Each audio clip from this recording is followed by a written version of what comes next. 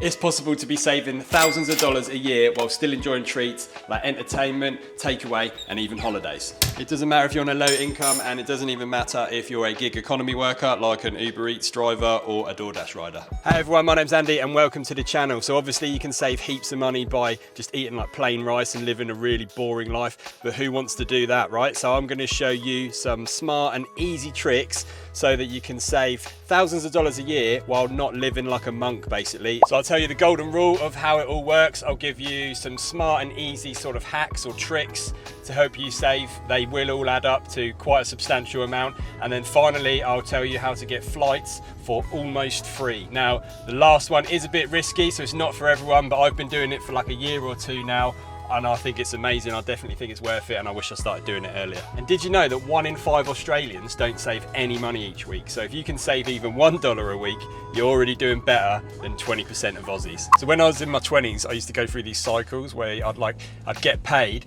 live like a king for a few days, and then start running out of money pretty quick. And then by the end of the pay cycle, I'd be broke.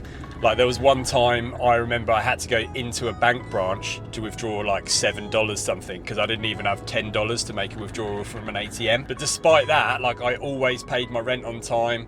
I never paid any bills late. And the reason for that is because I would pay them first, so I could only sort of have fun with what was left over. So if you want to start making a serious commitment to saving some money, then you have to pay yourself first as well. You have to think of your savings account as a bill. So you get paid, right? And your money goes to your rent or your mortgage, to the big bills that need paying, and then finally into your pot of savings, right? And then anything that's left over at the end is your actual spending money for that pay cycle. So for example, I get paid and half of that money is only in my account for a few hours before it goes off into the other buckets. So I have regular scheduled payments set up or standing orders, so I don't even have to take control of it, and I don't even see it because I get paid in the evening. By the time I look at my bank balance the next day, it's already gone. So it goes off into my bills and then off into another account for my savings, which I then don't touch. Now, if you find yourself often putting money into a savings account and then later on in the pay cycle transferring it back, I feel your pain. It's easy to do. I struggle with that sometimes. So what you can do is open a savings account with a different bank, so it's not as easy to just quickly transfer it back on a whim. Especially if you don't have internet banking set up for that bank, which is a good idea. It just adds an extra level of like pain in the arse-ness. I don't know what the right word is. What's the right word for that?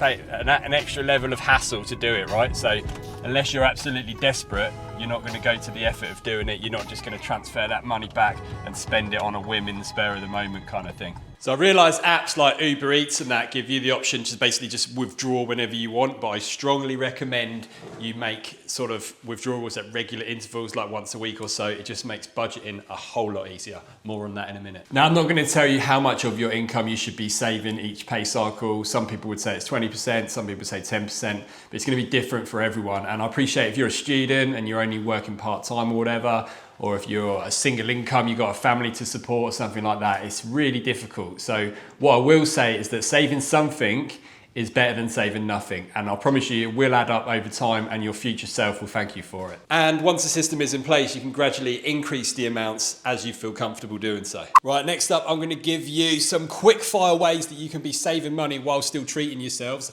I'm going to call this bit the 30-second savers, which is a quick, easy way to save some money delivered in 30 seconds or less. Okay, so the first one, start the clock now. I've often spent evenings with the missus. We're trying to find something good to watch on television, like Netflix, Binge, Stan, all of them. And we're going, oh, we can't find anything. We can't find anything. We've seen it all. And you're just paying subscriptions for all of them at the same time. It's pointless. The trick is to only have one TV subscription at a time. Watch everything you want to watch on that. Cancel that subscription. Open then Binge, for example. Watch everything you want to watch on that for a couple of months. Cancel that. Then the next one. Do that in a cycle. By the time you get around to the new one, it's been 6 months and there's new stuff you want to see again. There we go, under 30 seconds. Number 2, pick up your delivery food. So yeah, you can still have some takeaway, treat yourself to a nice Chinese or whatever every now and then. If you only ever order on the food platforms, you probably don't realise that you're paying about 20 to 30% higher than what you would if you went to get it yourself. On top of that, it's going to be warmer because we know as delivery drivers that we've seen it sitting there sometimes for a very long time. It probably seems a bit weird. I'm telling you, you can work as an Uber Eats driver, but don't actually order it from there yourself. Or don't get high for your own supply, as they say. This is hard. card. Okay, and the last one, this is for big savings. Okay, as we get older, we may find that we don't need to live in the city so much as we're not going out anyway naturally because we've got other responsibilities. You can move to suburbs further out from the city. You only need to do it 2 or 3 suburbs further out. You'll be able to find a better place to live and for less money. And on top of that, because you're not constantly surrounded by all the best bars and whatever in the city that you live in, you're probably less likely to spend money at them as well. So it's twofold, and you get a nicer house and a bit of a bigger house to boot. Just before I get into the almost free flights, if you smiled at any point during those, then make sure you hit like, guys. And if you want good luck and good fortune for the rest of the year, then hit the subscribe button. There are heaps of ways to make small savings that will soon add up. It's quite a good idea to have a savings goal or a target and then sort of reverse engineer it from there to make it less intimidating. For example, you might have a target of, I want to save $10,000 per year. If you break that down, divide it by 52, that's only $192 per week. So if you save $192 per week, that's 10 grand at the end of the year. And then if you want to go further as well, divide that by 7, that's $27 per day. And when you break it down like that, it seems very achievable. So at the start of the video, I promised you I'll tell you a way that you can get flights for like almost free, like literally $30, $40. And the trick is, what you need to do is you need to get that $30, $40, buy like a suitcase, it's quite big, and then just like sit in it and then try and get someone to take it on as their hand luggage. No, that's not what you do.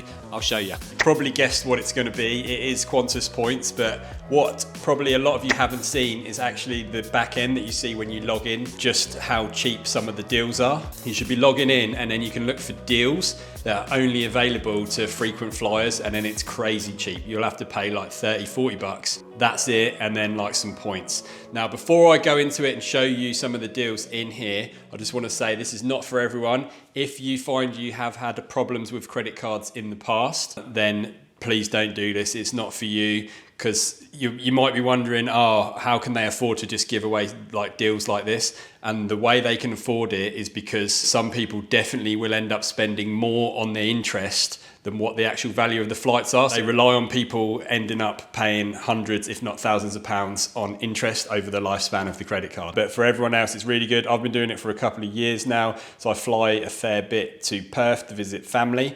I've saved thousands now. But anyway, yeah, let's jump in. Okay, so this is what it looks like on the back end. Nothing spectacular here so far. I've done a search for Melbourne to Perth, and you can see here on the left-hand side, you're looking at sort of 375, 427, so around 400 bucks, right? Now, you could use your points to take that number down, but what you need to look for is here in this column. So Economy Classic Reward, and these are like special bonuses. So 18,000 points plus $44. Now, to give you an idea of what that is, you would have to probably, most cards, they do 1 point you earn for spending $1. So you're like, oh, what? I need to spend $18,000 just to get enough points. But what you really want to look at is the startup bonuses. So I've just done a quick search of the current cards available. So you're looking here, look, so just for signing up, you get sort of 120,000 points. That's with NAB.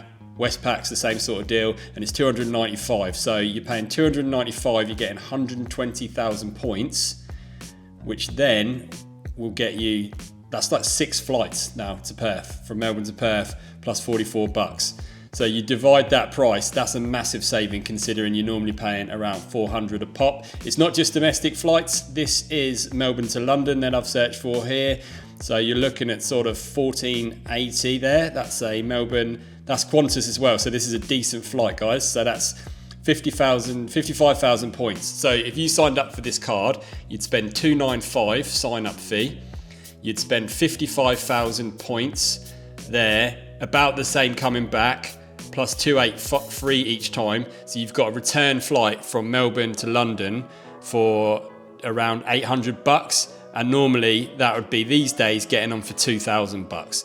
And yeah, again, you could say, oh, well, you shouldn't be having any flights if you're serious about saving money, but sometimes you need to do, right? You need to see family and whatever, and you need to still have fun.